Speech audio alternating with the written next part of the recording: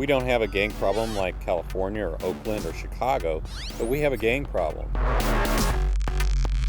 Little guys carrying guns, and I look out my door, I see a guy putting a gun inside of his pants, like 13, 14 years old. It's just too much.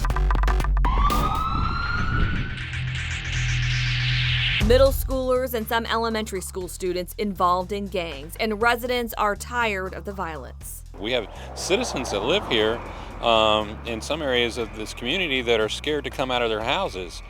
Some of them sleep on their floor so they don't get shot at night. What kind of life did you live before?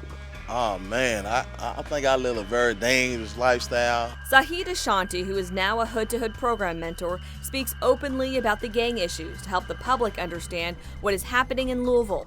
He knows firsthand. The largeness of Bloods and Crips, they dominate, our area of town. You can't really put a number there because it's a Blood or a Crip being born every day. The 33-year-old says he's been jailed for drug charges, but is trying to make a difference by turning his life around. He was in the Clarksdale Housing Project gang, also called CDP. That housing project has since been torn down. He says tearing down the projects has moved gang members to other areas. You have different gangs staying next door to each other now. It could be a conflict.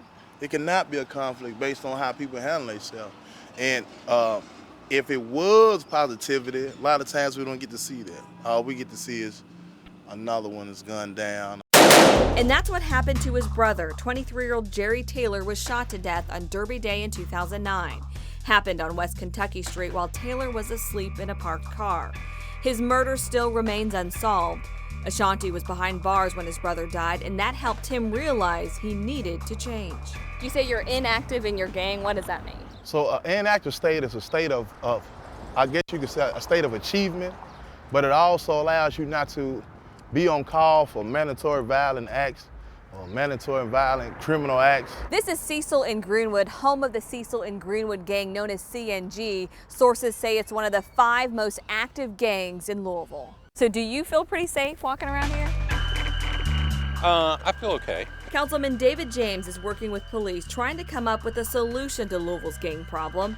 He met us at Cecil in Greenwood and says there are not enough police patrols in this hot spot area. I wouldn't say that one gang is more dangerous than another gang, but I would say that this particular gang is dangerous and that we are focusing efforts on their activities. At the Public Safety Committee meeting, Police Chief Steve Conrad said there are 25 gangs in Louisville, but won't give specifics. I've spoken with the new major for the district, the 2nd Division here, and what their plan is relationship to that gang is to target the most hardcore members. What are your concerns here? Well, I'm just concerned for the kids, my kids, and there's a lot of stuff going on. They come around corners shooting the guy down the street. He got a bullet in his side of his house. This neighbor is making plans to move if the violence doesn't stop. The spike in crime has gotten the attention of the FBI. Jennifer Moore is the Assistant Special Agent in charge for the Louisville FBI. In 2014, there were 56 homicides in Louisville. And in 2015, that number almost doubled to 86 homicides. So those are the trends we're seeing, an increase in violence, and that's what's greatly concerning us. How many are gang related though? We don't have that specific number to provide. I know that we are currently reviewing that type of information. In Kentucky, the FBI has about 30 agents and task force officers assigned full-time just to investigate gang issues throughout the state. What can you say about these 25 gangs? I can tell you that what we're doing right now is we're researching each of those. We're trying to develop a pattern for them and who they are. We don't like to identify gangs, as you know, by name because it gives them notoriety. The Victory Park Crips, Market Street Crips, and YNO Gang, which stands for Young and Off That, have made headlines over the years. Gang names are released in court records when there are indictments.